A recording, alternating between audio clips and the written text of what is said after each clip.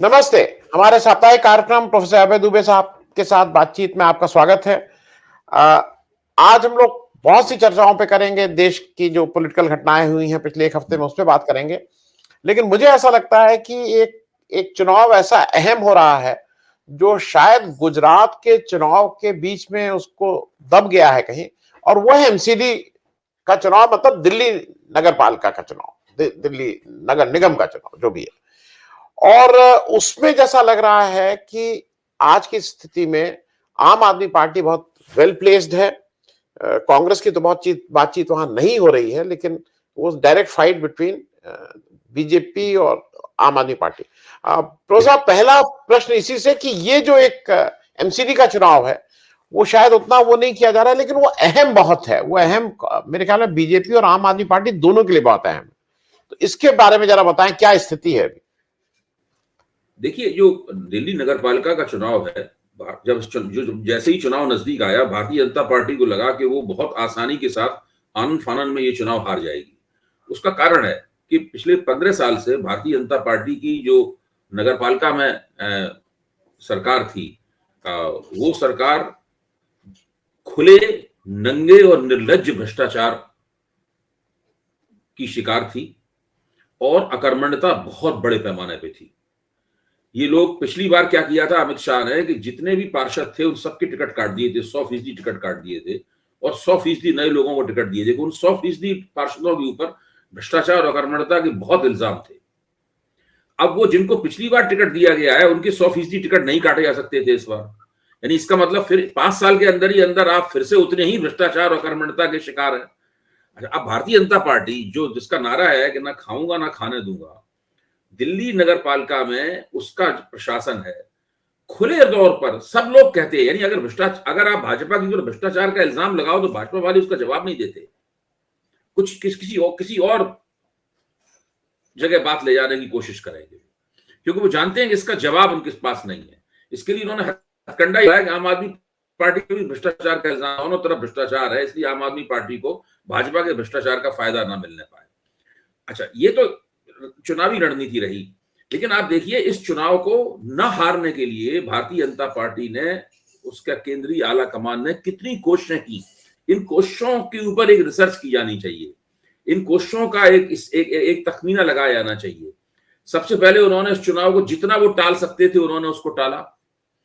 फिर उसके बाद जो 3 हिस्सों में नगर पालिका बटी हुई थी, 3 कारपोरेशन बने हुए थे, उन 3 कारपोरेशन को उन्होंने एक किया, उसके लिए कानून बनाया, एक किया। एक करने के बाद में फिर एक करने के चक्कर में पूरा डिलिमिटेशन हुआ, परिसीमन हुआ, उसमें जो निर्वाचन क्षेत्र थे उनकी सीमाएं पूरी तरीके से बदल गई।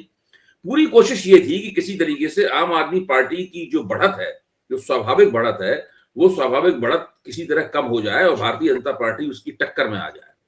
ये भाजपा की हालत थी। मैंने अपने एक चुनाव सर्वेक्षक मित्र, जो बहुत अच्छे और गंभीर चुनाव सर्वेक्षक हैं, उनसे बातचीत की कि भाई क्या लगता है आपको, क्योंकि वो चुनाव सर्वेक्षण उस वक्त करा रहे थे। तो हंस के बोले कि मैं ऑफ द रिकॉर्ड कहूंगा, आम आदमी पार्टी एक दिन भी चुनाव प्रचार न करे तब भी चुनाव जीत जाएगी। ये स्थिति थी। भाजपा के अंदर चर्चा ये होती है कि जिस पार्षद ने 100 करोड़ से कम कमाए वो बड़ा बेवकूफ साबित हुआ। तो फिर क्या कमाए? अगर किसी पार्षद ने 80 करोड़ ही कमाए 5 साल के अंदर, तो फिर उसको माना जाता है ये बड़ा बेवकूफ टाइप का आदमी है।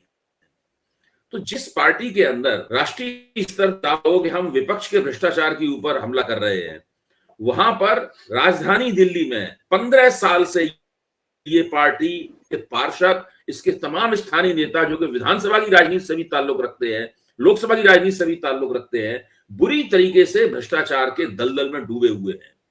और न केवल ये खाते हैं बल्कि काम भी नहीं करते हैं। भाजपा के जो मुझे समर्थक मिलते हैं टीवी पे, वो तो कहते हैं कि ये लोग, चलिए कई जगह लोग करप्शन करते हैं लेकिन काम करते हैं, तो उसकी वजह से उनका वो थोड़ा बहुत संतुलन कायम हो जाता है और फिर भी वो चुनाव में टिके रहते हैं। ये एक ऐसी पार्टी है और उसने इस तरीके से 15 साल तक नगर पालिका का प्रशासन चलाया जिसमें उन्होंने जम के खाया और किसी का काम नहीं किया, किसी समस्या को हल नहीं किया, चाहे कूड़े के पहाड़ हो, चाहे सफाई मजदूरों की तनख्वाहें हो, चाहे और सफाई की समस्या हो और नागरिक सुविधाओं की समस्या हो। भारतीय जनता पार्टी ने कोई काम नहीं किया। भारतीय जनता पार्टी का प्रचार देखिए, प्रचार में क्या लिखा हुआ है पोस्टरों में कि हमने आपको अच्छे पार्क को खुले जिम दिए, और कहीं भी उन्होंने जो सफाई और कूड़े के पहाड़ और ये सब समस्याएं हैं, इन समस्याओं का कहीं जिक्र नहीं किया। तो मुझे लगता है कि अगर आप सीएसडीएस के सर्वेक्षण के ऊपर जाएं या आप सी वोटर के सर्वे के ऊपर जाएं, तो दोनों जगह दिखाई पड़ता है। सी वोटर का सर्वेक्षण तो बहुत स्पष्ट रूप से बताता है कि दिल्ली का जो निचला तबका है, झुग्गी झोपड़ी वाले हैं, निम्न आय वर्ग के लोग हैं या निम्न मध्यम वर्ग के लोग हैं और मध्यम वर्ग के लोग हैं, उसमें आम आदमी पार्टी लोकप्रियता में भाजपा से काफी आगे है। केवल जो दिल्ली का अमीर तबका है, उस अमीर तबके में भाजपा आम आदमी पार्टी से थोड़ी, उसमें लोकप्रियता में थोड़ी आगे है। लेकिन ऐसा नहीं है कि आम आदमी पार्टी वहां अनुपस्थित हो, वहां ऐसा ही है कि आम आदमी पार्टी 36% है तो भाजपा का आंकड़ा 38% है, इससे ज्यादा का फर्क नहीं है। वो वहां भी 2-3% का फर्क है। और स्त्रियों में तो आम आदमी पार्टी 51-52% की ऊपर चली जाती है। और भाजपा जो सारे देश में स्त्रियों के मामले में दूसरी पार्टियों से आगे रहती है, दिल्ली की राजनीति में स्त्रियों के मामले में भाजपा वो वहां काफी पीछे है। और उसके बाद में जिस तरह के भाजपा के जो सांसद हैं, उनकी अकर्मण्यता का तो कोई जवाब ही नहीं। जब वो मुंह खोलते हैं तो मुंह से अशिष्टता निकलती है। चाहे प्रवेश वर्मा को ले लें, चाहे मनोज तिवारी को ले लें, चाहे आप गौतम गंभीर को ले लें, ये सब लोग, गौतम गंभीर लगातार क्रिकेट की कमेंट्रीज में व्यस्त रहते हैं, क्रिकेट के मैचों में विशेषज्ञ के तौर पर मौजूद रहते हैं। एक सांसद के तौर पर उनकी क्या भूमिका है, इसके ऊपर एक बहुत बड़ा सवालिया निशान है। क्या सांसद की भूमिका केवल ये होती है कि आप एक सस्ता भोजन देने के लिए एक शुरू कर दें, एक भोजनालय शुरू कर दें लोगों को, या इस टाइप की भूमिका होती है? तो दिल्ली में भारतीय जनता पार्टी की हालत बहुत खस्ता है। ना इनके पास नेता है और इनका समर्थन आधार भी जड़ता का शिकार है। जितना था उतना ही बना हुआ है, उससे कहीं आगे नहीं बढ़ता है। तो दिल्ली की राजनीति की ये स्थिति है। अगर दिल्ली में भारतीय जनता पार्टी नगरपालिका के चुनाव हारती है तो स्थानीय राजनीति में माना जाएगा कि भाजपा का पूरी तरीके से सफाया हो गया है। अभी एक थोड़ा चेहरा बचाने के लिए उनके पास होता था कि वो विधानसभा बुरी तरह हार जाते थे। शीला दीक्षित 3 बार हराया, 3 बार आम आदमी पार्टी ने हराया, 6 चुनाव लगातार हार चुके हैं। लेकिन पिछले 15 साल से एनडीएमसी का चुनाव जीत जाते थे, इसलिए उनकी थोड़ी इज्जत बच जाती थी। अब मेरे ख्याल से वो भी खतरे में है। मैं एक और ऐड कर दूं, और वो एक हथकंडा और अपनाया कि जब गुजरात का चुनाव हो रहा है उसी के साथ प्लान किया इस चुनाव को, जिससे आम आदमी की लिमिटेड क्षमता है उनके नेतृत्व की, वो उल्टा असर पड़ा। हाँ, इसका उल्टा असर पड़ा। जब लोगों से सर्वे, सब सी वोटर के लोग गए और लोगों से पूछा कि गुजरात चुनाव में भारत जो आम आदमी पार्टी जुटी हुई है उसके बारे में आपका क्या ख्याल है, तो लोगों ने कहा कि इसका हमारे ऊपर अच्छा असर पड़ रहा है।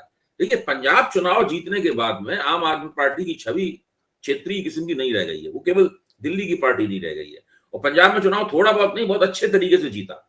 जी। इसके बाद में दिल्ली के वोटर दरअसल आम आदमी पार्टी को देखना चाहते हैं कि वो उसकी राष्ट्रीय महत्वाकांक्षाएं क्या हैं और राष्ट्रीय महत्वाकांक्षाओं में दम कितनी है, जी। ये देखना चाहते हैं। अगर गुजरात में इन लोगों ने सम्मानजनक, मैं नहीं कह रहा हूं गुजरात में चुनाव जीत जाएंगे, अगर सम्मानजनक प्रदर्शन किया, इन्हें अच्छे वोट मिले और ठीक ठाक सीटें मिली और विपक्ष की राजनीति में अच्छी तरीके से उभरे, तो इससे आम आदमी पार्टी को राष्ट्रीय छवि बनाने में बहुत मदद मिलेगी। और इसका फायदा लोकसभा चुनाव, भाई लोकसभा चुनाव में वही लोग जो आम आदमी पार्टी की विधानसभा में वोट देते थे, लोकसभा में क्यों वोट नहीं देते? क्योंकि मानते थे कि लोकसभा में इनका कोई दांव नहीं है, ये बना नहीं सकते केंद्र में सरकार।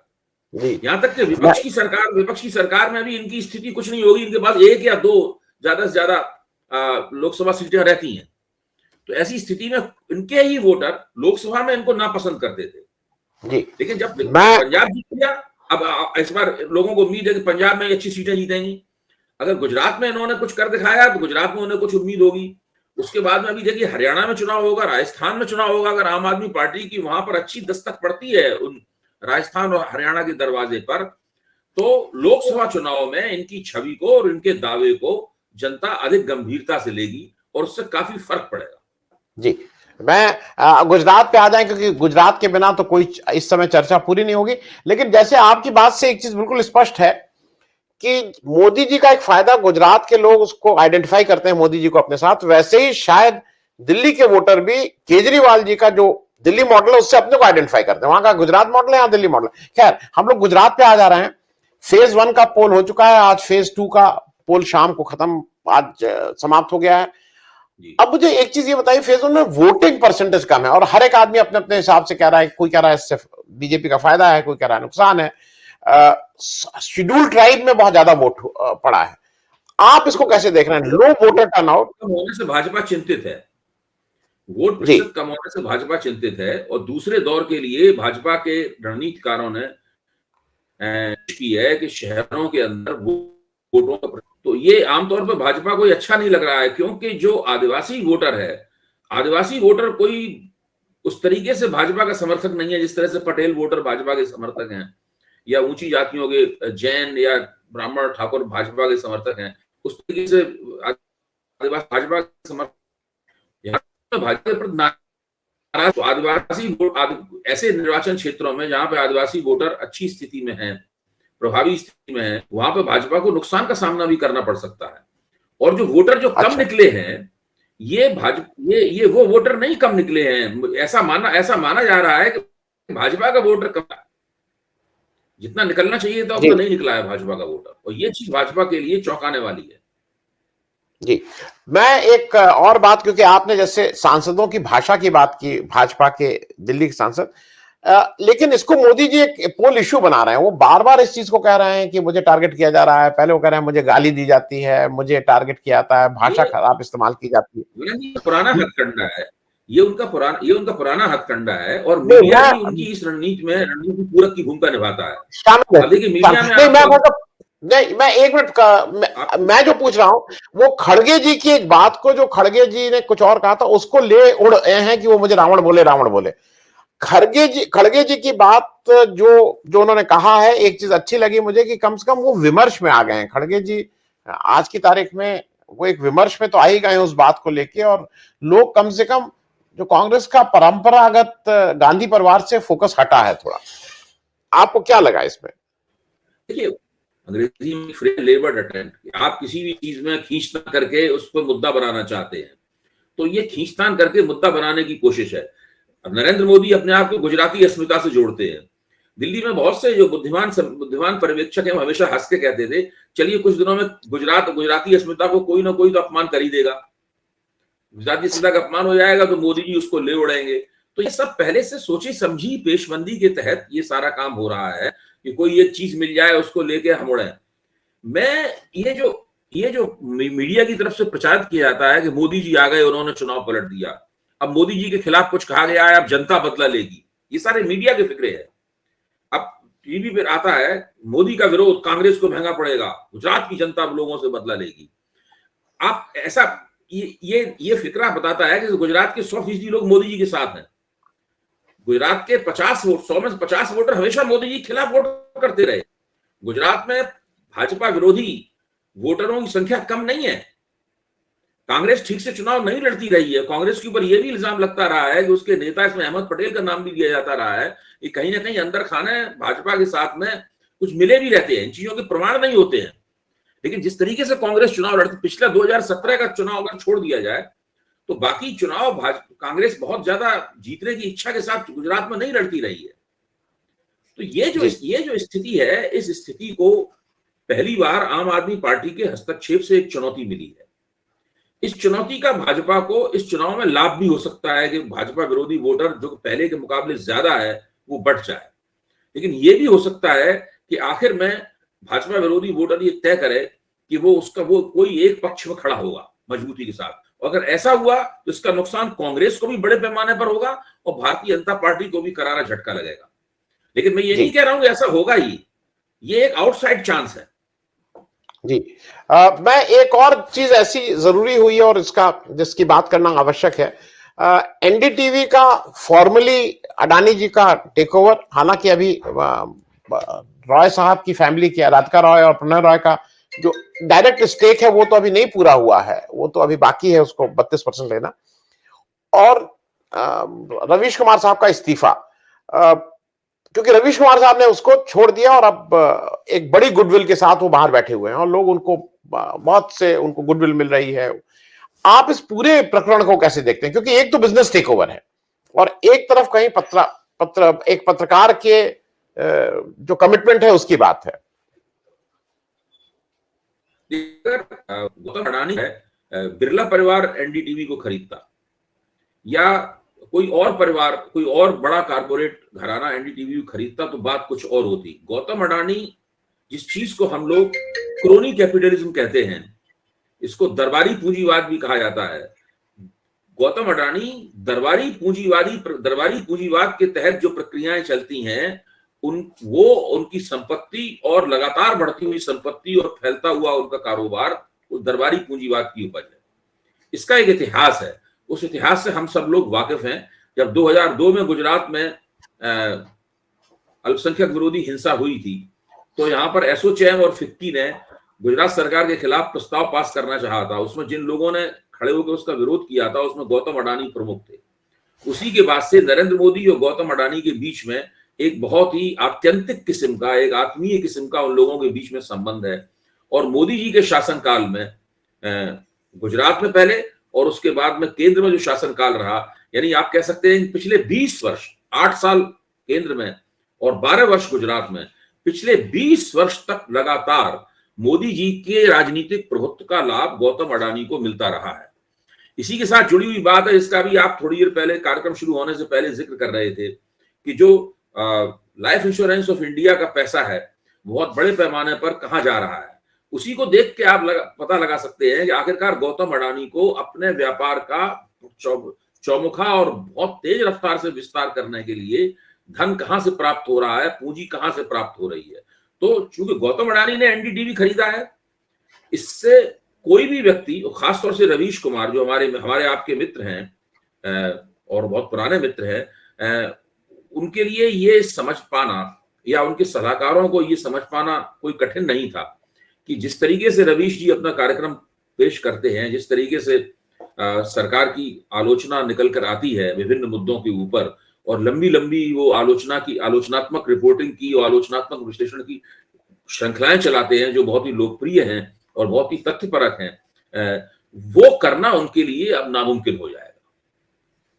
जी जी। तो इससे पहले कि उनको टीवी चैनल के नए संचालक उनको रोकें और उनके ऊपर दबाव डालें कि या तो आप अपना पद या तो आप अपना छोड़िए या फिर हमारे जरूरतों के हिसाब से बदलिए, अपने आप में संशोधन कीजिए, अपना तीखापन कम कीजिए, तो उससे पहले उन्होंने त्यागपत्र दे दिया और मुझे लगता है कि उन्होंने ये ठीक काम किया। जी, मैं प्रो साहब एक चीज और जरा आपसे समझ लूं। अभी 1 दिसंबर को एक फुल पेज एड देश के लगभग, मैंने जितने पेपर देखे सब में फुल पेज एड था G20 की भारत की प्रेसिडेंटशिप को लेके कि मोदी जी की फोटो थी और वो दिन था जिस दिन गुजरात में वोट पड़ रहे थे। मोदी जी स्टार प्रचारक हैं, मोदी जी वहां रोज रैली कर रहे हैं। पिछले 30 दिनों में उन्होंने 35 के करीब रैली की है, 3-4 रोड शो कर चुके हैं।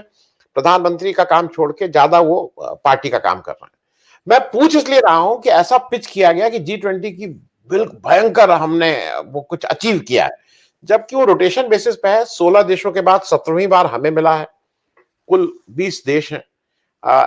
HDI ह्यूमन डेवलपमेंट इंडेक्स में हम आखिरी नंबर पे हैं 20 देशों में। जीडीपी, अरे वो पर कैपिटा इनकम में हम आखिरी नंबर पे हैं। मैं जरा ये समझना चाहता हूं इसको अचीवमेंट कैसे दिखाया जा सकता है। दूसरा, ये चुनाव आयोग कुछ रोक नहीं रहा है कि आपके स्टार प्रचारक अपनी फोटो निकलवा रहे हैं, वो सब कर रहे हैं, मतलब किस पे भी जरा देखिए। अब आज चुनाव आयोग की तो स्थिति ये है कि जब से कई हिस्सों में बांटकर चुनाव होने लगे हैं तब से ये तकरीबन असंभव हो गया है कि आप एक हिस्से में जब वोट पड़ रहे हो तो दूसरे हिस्से में आप नेताओं को चुनाव प्रचार के लिए रोकें। कहा आप कम से कम इस दिन चुनाव प्रचार नहीं कीजिए। उसी दिन वो रैलियां करते हैं, उसी दिन उनके लंबे लंबे रोड शो होते हैं। आप देखिए जो जिस दिन गुजरात में पहले चरण के वोट पड़ रहे थे उस दिन नरेंद्र मोदी 50 किलोमीटर लंबा रोड शो कर रहे थे। दूसरे नेता भी रोड शो कर रहे थे, अरविंद केजरीवाल भी रोड शो कर रहे थे और कांग्रेस की तरफ से भी चुनाव प्रचार हो रहा था। तो ये एक ऐसी स्थिति बन गई है जहां पर अब इन बातों को नहीं रोका जा सकता। अब भाजपा वाले तर्क देंगे कि भाई जो भारत को अध्यक्षता प्राप्त हुई है उस अध्यक्षता का गुजरात चुनाव से क्या ताल्लुक है। हम तो उसका प्रचार करेंगे और उसका पूरा लाभ उठाने की कोशिश करेंगे। मोदी जी भारत का ही नहीं सारे विश्व के प्रमुख नेताओं में से एक हैं। तो कभी कभी तो मेरा मन करता है कि मैं उन लोगों से पूछूं कि भाई वो अमेरिका में डेमोक्रेटिक पार्टी की तरफ से पर्चा फाइल करने जा रहे हैं या रिपब्लिकन पार्टी की तरफ से पर्चा फाइल करने जा रहे हैं, क्योंकि वो चुनाव तो वो वहां भी जीत जाएंगे अमेरिका में। तो ये देखिए एक पूरा पूरा प्रचार तंत्र है जो कि बहुत ही भीषण और भयानक तरीके से चल रहा है। इस सच को झुठलाने का या सच को तोड़ मरोड़ देने का या इस तरह का प्रचार तंत्र है, और इससे केवल वही लोग जूझ सकते हैं जो अपने दिमाग को स्पष्ट रखें, दिमाग को साफ रखें, और जो नीर क्षीर विवेक करना जानते हों, जो जानते हों कि भाई प्रोपेगेंडा क्या है और जो तथ्यात्मक राजनीति है वो किस तरह की है। जी प्रोफेसर साहब, एक मैं और आपसे एक जगह आपका टिप्पणी चाहूंगा। एक प्रेस्टिजियस है हिंदुस्तान में 53वां 53rd इंटरनेशनल फिल्म फेस्टिवल हुआ, जो अब गोवा पिछले 15-20 साल से गोवा उसका फिक्स्ड होस्ट कर रहा है। वहां पे जो जूरी थी जिसमें इजराइल उसके हेड कर रहे थे, लैपिड, अब स्पेलिंग जो मतलब उसकी स्पेलिंग LAPID है, बोला जैसे भी जाए, उन्होंने लिखित वक्तव्य पढ़ा और लिखित वक्तव्य में उन्होंने कहा कि सारे जूरी मेंबर्स की हम लोगों की ये राय है, कश्मीर फाइल्स को लेकर उन्होंने कहा कि जो 15 एंट्री आई थी 14 बहुत बेहतरीन थी, ये 15 एंट्री को उन्होंने लिखा कि प्रोपोगंडा वल्गर, और उसके बाद he is sticking to it. हालांकि उनके एम्बेसडर ने कहा कि नहीं बोलना चाहिए, उनका था ये एम्बेसडर बिल्कुल गलत कह रहे हैं, कल भी उन्होंने मैं थोड़ा इस पे कहना चाहता हूं क्योंकि उम्मीद ये थी कि इजराइल वाला आदमी अपने साथ रहेगा, ये कैसे हो गया और ये क्या दरकार? आप इससे समझिए कि आखिरकार लैपिड ने जो टिप्पणी की उसका जवाब विवेक अग्निहोत्री ने और अनुपम खेर ने किस तरीके से दिया।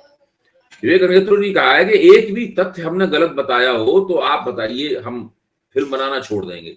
यही तो विवेक अग्निहोत्री का जवाब है जी। सवाल ये है ही नहीं कि आपने उसके अंदर गलत तथ्य पेश किए कि सही तथ्य पेश किए, ये तो कोई आलोचना कर ही नहीं रहा है। प्रश्न ये है कि सिनेमैटिक क्वालिटी क्या है, आपकी जो रचना है, आपकी जो कृति है, उसके पीछे उसकी कलात्मकता क्या है। तथ्य तो सब लोग पेश करते हैं, कोई भी घटना होती है उस घटना में तथ्यात्मक गड़बड़ी निकाल लेना या तथ्यात्मक सही तरीके से पेश किया है इसकी रसीद दे देना, इसकी तस्दीक कर देना, ये बहुत बहुत योग्यतापूर्ण समीक्षा नहीं है, इसमें कुछ भी नहीं रखा हुआ है। सवाल यह है कि आखिरकार उससे आप निकालना क्या चाहते हैं। तथ्यों के प्रोपेगेंडा भी तथ्यों के आधार पर होता है, और जो डॉक्यू ड्रामा होते हैं यानी जो वृत्त चित्रात्मक जो फिल्में होती हैं, उन फिल्मों में तथ्य होते ही हैं सब तरफ। तो आप जानते हैं कि प्रोपेगेंडा में तथ्यों किस तरह इस्तेमाल किया जाता है। तो मैं तो उनकी बात, लैपिड साहब की बात दोहराऊंगा कि कश्मीर फाइल्स एक प्रोपेगेंडा फिल्म है, और इस तरह की प्रोपेगेंडा फिल्म विवेक अग्निहोत्री लंबे अरसे से बनाते आ रहे हैं। इससे पहले उन्होंने ताशकंद फाइल बनाई थी, वो भी प्रोपेगेंडा फिल्म है। अभी वो नई शायद दिल्ली के दंगों की, दिल्ली में जो सिख विरोधी हिंसा हुई थी उसके ऊपर कोई फिल्म बनाएंगे, मुझे नहीं पता है क्या स्थिति है, वो भी एक प्रोपेगेंडा फिल्म होगी। वो भारतीय जनता पार्टी के पक्ष पर खड़े होकर अपनी फिल्में बनाते हैं, और इस बात को सब लोग जानते हैं कि ऐसा है। सब लोग, उनके निजी लोग हैं वो भी जानते हैं, और बाहर के लोग हैं वो भी सब जानते हैं कि ये भारतीय जनता पार्टी के फिल्मकार हैं। और फिल्मों में एक इस तरह, फिल्मों की दुनिया में, बम्बई में एक इस तरह का पूरा बन गया है जिसमें बहुत सारे फिल्मकार खुले तौर पर भारतीय जनता पार्टी और उसकी हिंदुत्व की जो राजनीति है उसका समर्थन करते हैं। इसमें क्या बात है, ठीक है, आप उसका समर्थन करते रहिए, तो आपका एक पक्ष बन जाएगा। आपकी जो कृतियां होंगी, आपकी जो फिल्में होंगी, लोग उसको उसी दृष्टिकोण से देखेंगे कि भाई भारतीय जनता पार्टी का वक्तव्य है। तो भारतीय जनता पार्टी, कश्मीर फाइल क्या है, भारतीय जनता पार्टी का आधिकारिक वक्तव्य है। हाँ, तो वो प्रोपेगेंडा के साथ साथ वल्गर शब्द यूज हुआ। मैं एक अंतिम प्रश्न, और इसलिए कि वो मतलब है, देखिए यहाँ वल्गर से मतलब अश्लील नहीं है, वल्गर से मतलब है अति सरलीकरण, ओवर सिंप्लीफिकेशन। जब कला के क्षेत्र में वल्गर शब्द इस्तेमाल किया जाता है तो उसका मतलब सेक्सुअली वल्गर से नहीं होता है, वो शायद सरलीकरण, यानी जो घटनाएं हुई हैं, जिस तरीके से उन घटनाओं को बुना गया है, इस तरह चित्रण किया गया है, उसका उसमें तथ्यों का वल्गराइजेशन हुआ है। तथ्यों को अति सरलीकृत, उसके जो दूसरे पक्ष हैं उन दूसरे पक्षों को नजरअंदाज करके उनको उसका एक पहलू पेश किया गया है, इसलिए उन्होंने उसको वल्गर कहा जी। और चलते चलते एक अंतिम प्रश्न, क्योंकि एक अभी नए चीफ जस्टिस आ गए हैं चंद्रचूड़ साहब, और अब एक सुप्रीम कोर्ट और सरकार के बीच में बिल्कुल साफ साफ दिखाई दे रहा है, क्योंकि वहां के मंत्री कोलिजियम को कर रहे हैं, आज वाइस प्रेसिडेंट भी उतर गए हैं उसमें। तो ये कहीं प्रेशर करने की कोशिश है कि सुप्रीम कोर्ट थोड़ा डिफेंसिव हो जाए, क्योंकि ऐसा माना जा रहा था कि चंद्रचूड़ साहब मे यूज हिज ब्रेन। ये जो एक नया शुरू हुआ है कि उसको रोज अटैक करो सुप्रीम कोर्ट को।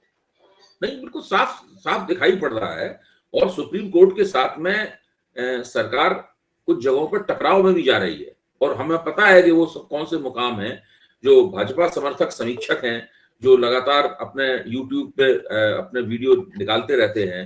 उन लोगों ने, उनमें से एक दो ने माना भी है कि सरकार और सुप्रीम कोर्ट, ऐसा लगता है, ऐसा डर है कि टकराव के दौर में न चले जाएं। लेकिन भारतीय जनता पार्टी की सरकार की एक विशेषता ये भी है कि वो एक सीमा तक एक चीज को ले जाती है और उसके बाद फिर वो लोग थोड़ा सा कदम भी खींचते हैं ताकि बात बिगड़ने न पाए। तो अब देखिए किस जगह पे क्या मोड़ लिया जाता है। जी जी, बहुत बहुत धन्यवाद प्रोफेसर ज्वाइन करने के लिए। अगले हफ्ते जब हम लोग बात कर रहे होंगे तो मेरे ख्याल में तब तक चुनाव के नतीजे भी आ गए होंगे और शायद एक ज्यादा साफ पिक्चर 2024 की मिलेगी। थैंक यू सो मच, बहुत बहुत धन्यवाद। नमस्कार।